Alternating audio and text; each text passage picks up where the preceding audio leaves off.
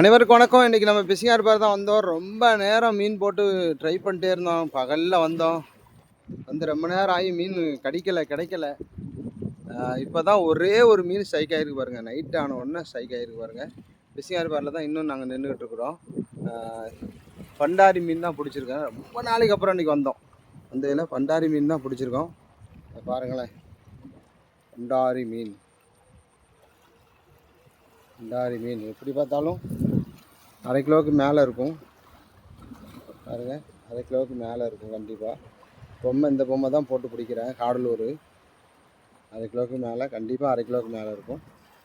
Okay நண்பர்களே, நம்ம சேனலை லைக் பண்ணுங்கள், ஷேர் பண்ணுங்கள், கமெண்ட் பண்ணுங்கள், சப்ஸ்கிரைப் பண்ண மறந்துடாதீங்க. ரொம்ப நாளைக்கு அப்புறம் இன்றைக்கி தான் வந்தோம். அந்த இடத்துல இன்றைக்கி ஒரு மீன் கிடச்சிது. ஆனால் ரொம்ப நேரம் ஆகி தான் கிடச்சிது.